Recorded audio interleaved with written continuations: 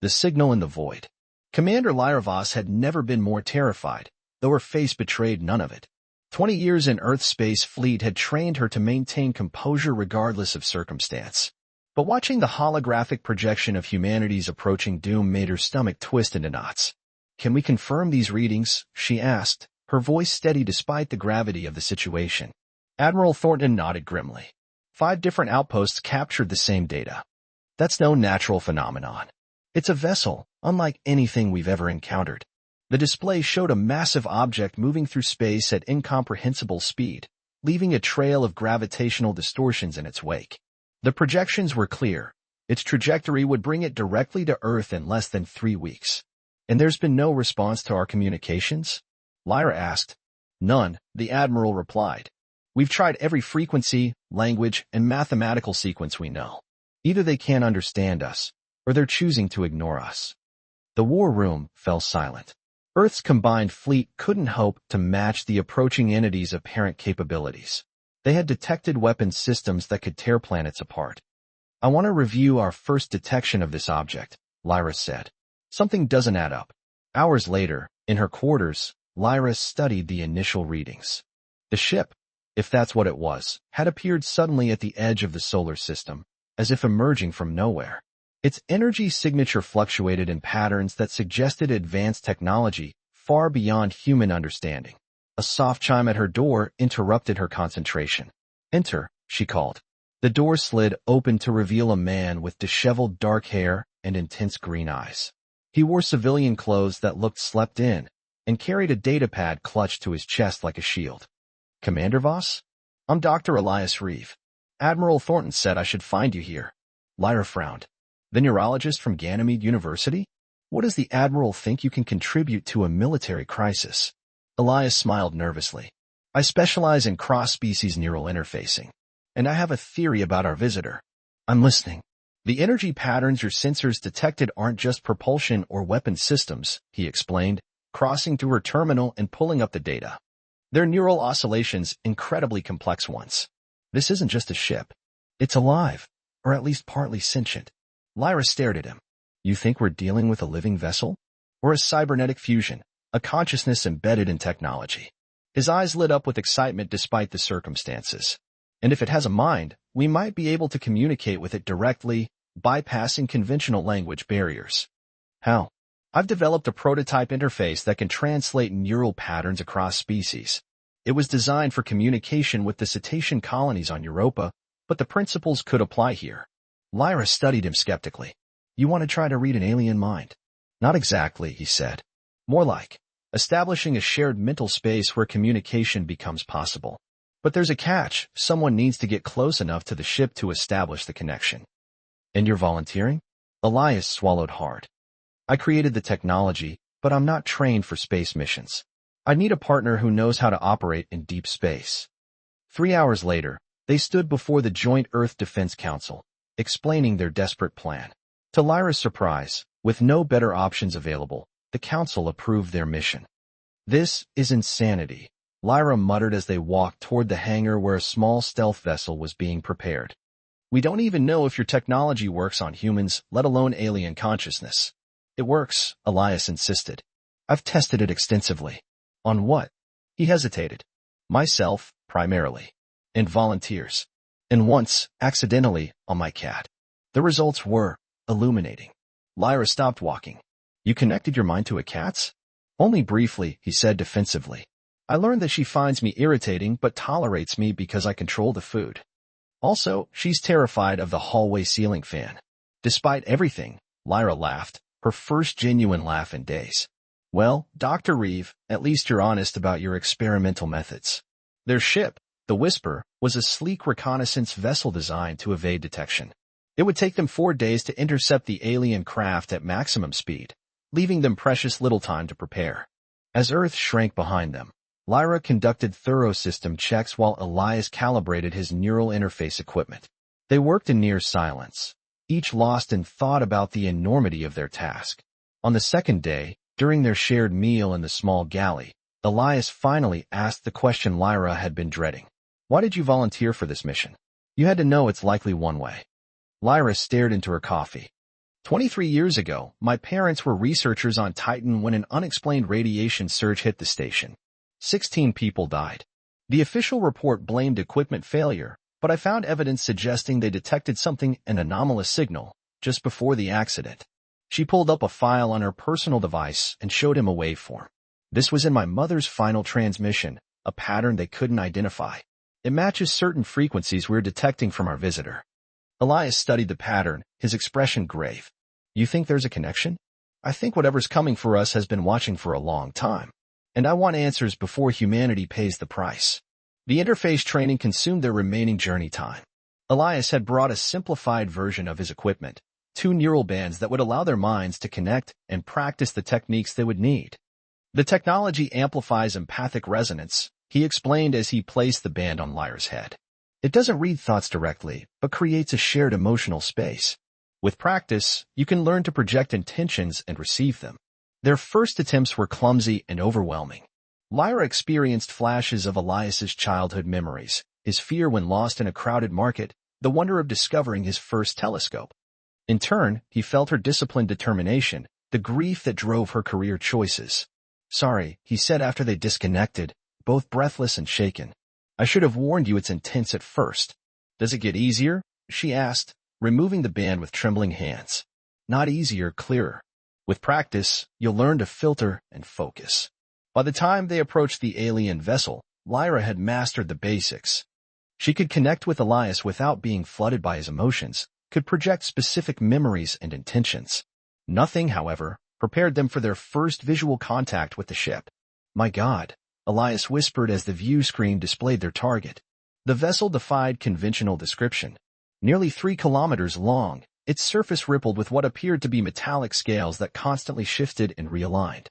Pulsing veins of blue-green energy wrapped around its hull like arteries. It moved with an organic grace that no manufactured object should possess. It's beautiful, Lyra said softly.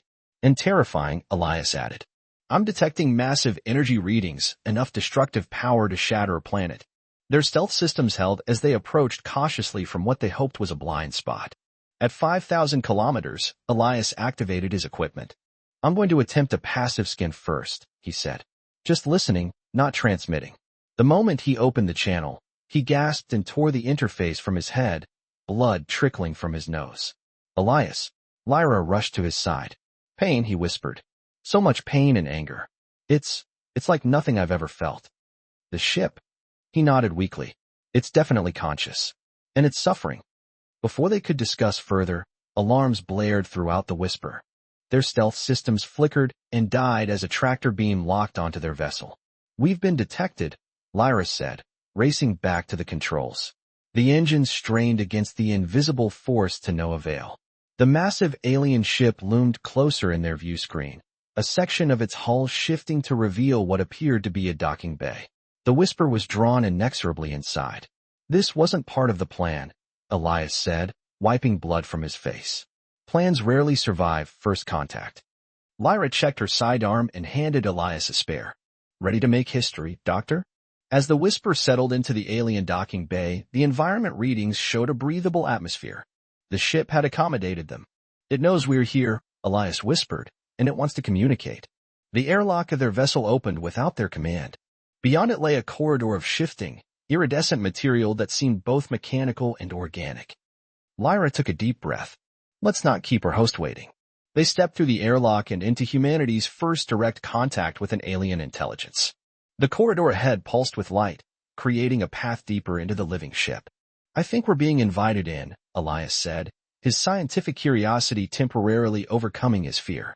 As they walked the undulating passage, Lyra felt a strange sensation brush against her consciousness, like fingers rifling through her memories. Elias, she whispered, I think it's scanning us. Mentally. Before he could respond, they emerged into a vast chamber. The walls curved organically, displaying what appeared to be stars and nebulae, a three-dimensional map of space. At the center floated a translucent sphere of swirling energy. Within the sphere, they could make out a humanoid form, small and curled into a fetal position. It appeared to be a child, its skin pale blue with luminous patterns tracing across its surface.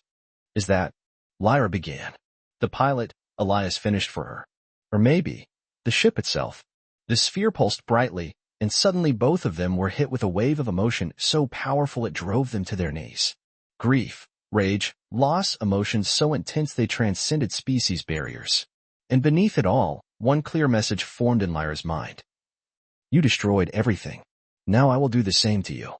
The child in the sphere uncurled slightly, opening eyes that glowed with the same blue-green energy that powered the ship. Those eyes fixed on the humans with a gaze that contained millions of years of knowledge and the raw pain of recent tragedy. Elias fumbled for his interface device. Lyra, we need to establish a proper connection. Show it we're not responsible for whatever it thinks we did. As Lyra reached for the neural band, the ship shuddered around them. Through the star map displayed on the walls, they watched as weapon systems came online, pointed directly at Earth.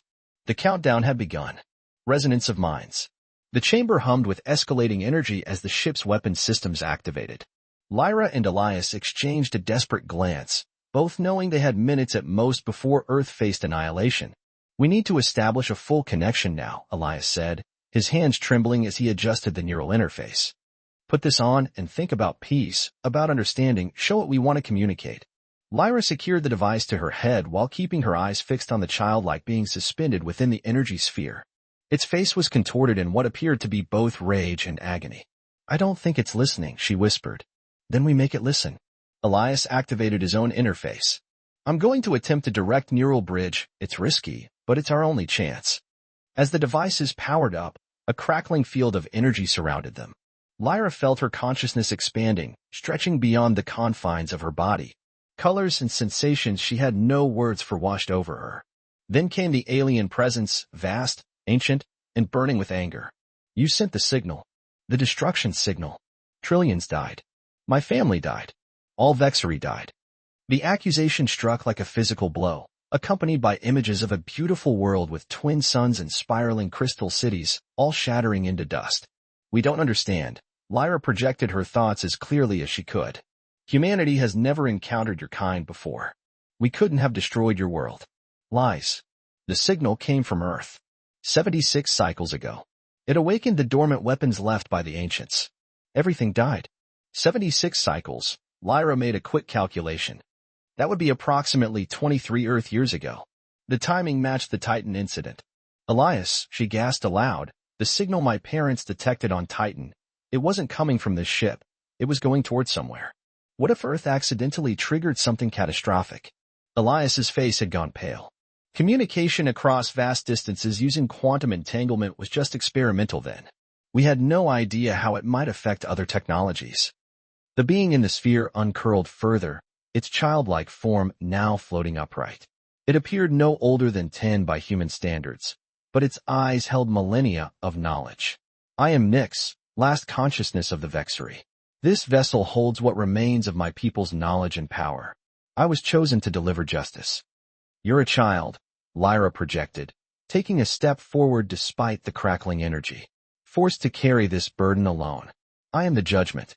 I am the consequence. I am what your actions created. The weapons charging sequence advanced another stage.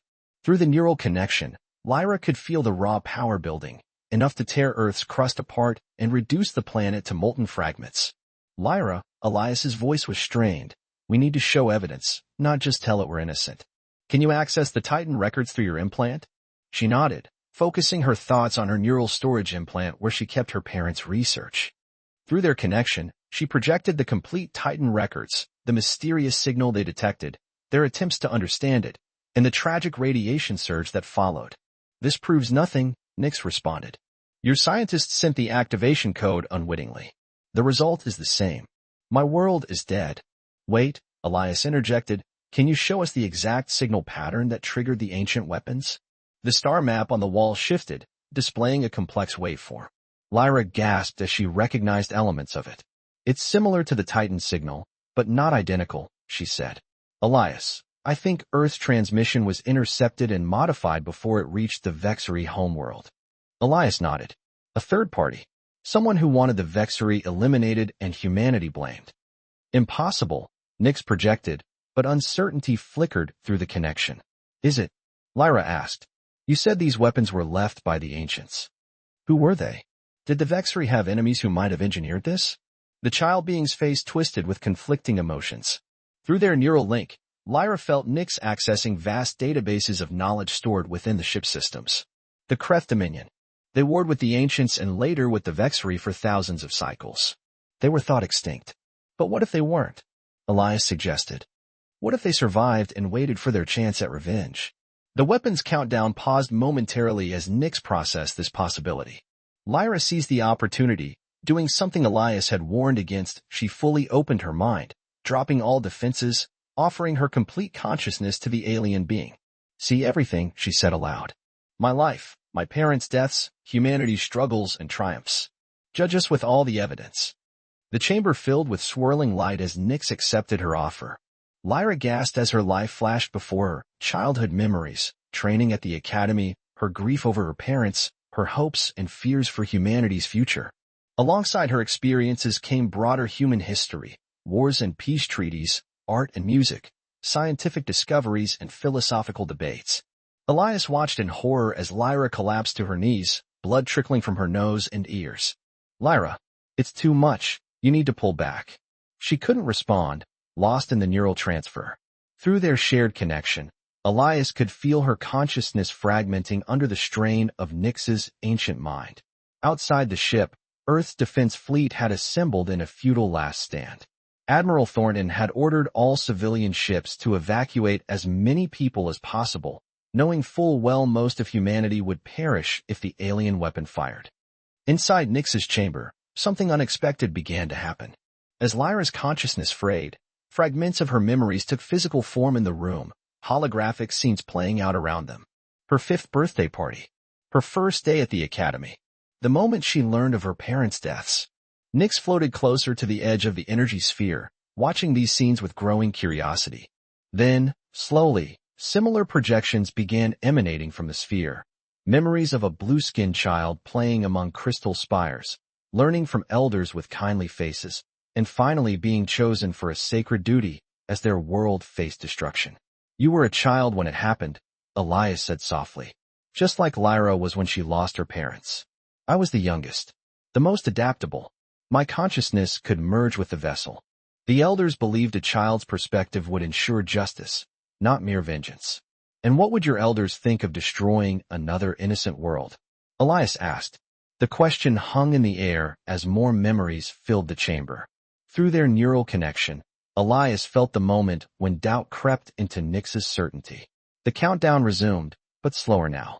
On the bridge of Earth's flagship, Admiral Thornton watched the alien vessel with growing dread. Its weapons were almost fully charged, the energy readings off the scale. Any word from Commander Voss? He asked. Communications Officer Jansen shook her head. Nothing, sir. Their ship is still docked inside the alien vessel. May whatever gods exist help them, the Admiral murmured. They're our last hope. Inside the chamber, Lyra had fallen completely still, her consciousness now fully integrated with the neural network of the ship. Through her, Nyx experienced humanity in all its complexity, cruelty and kindness, destruction and creation, despair and hope. And through Nyx, Lyra witnessed the majesty of Vexri civilization, their harmonious existence, their profound connection to the cosmos, their grief as they realized their world was doomed. Your kind is flawed, Nyx projected. Violent. Primitive. But not what I expected. We're young, Elias responded. Still learning. Still growing. Like you were before you had to grow up too quickly. The child being's eyes flashed. I cannot undo what happened to my world. No, Elias agreed. But you can't prevent the same tragedy from befalling another world. You can honor your elder's true wish, justice tempered with wisdom. The countdown slowed further, but didn't stop. If I accept that your world did not intentionally destroy mine, what then? I exist to deliver judgment. Without that purpose, what remains for me? Elias took a chance. Partnership. Help us find who really modified that signal. Help us prevent other civilizations from facing what yours did. Your knowledge combined with our perspective could protect countless worlds. For a long moment, the chamber fell silent. Then, without warning, the energy sphere containing Nyx expanded, enveloping Lyra's unconscious form. Elias cried out in alarm as her body floated upward, suspended within the same field as the alien consciousness. Within that shared space, a final exchange took place, private, profound, and beyond Elias's perception. What passed between the last Vexery and the human commander would never be fully articulated, but it forever changed both of them.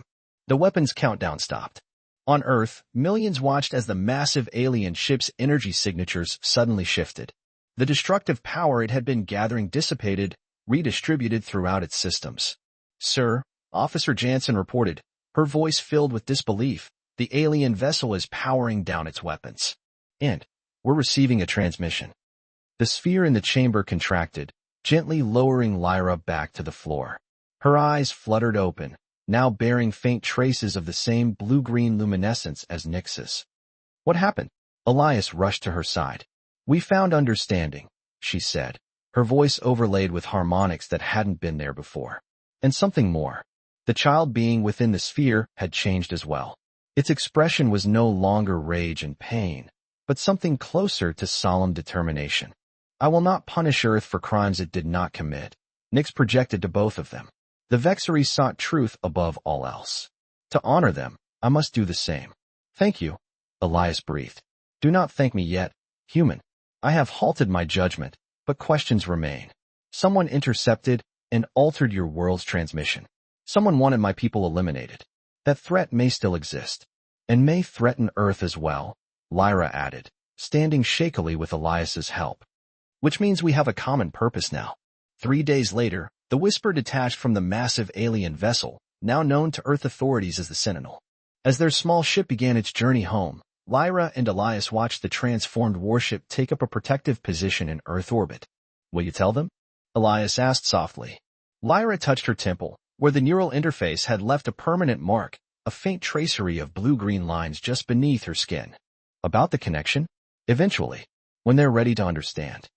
During their shared consciousness, Nyx had discovered that the neural technology Elias developed was remarkably similar to Vexery communication methods.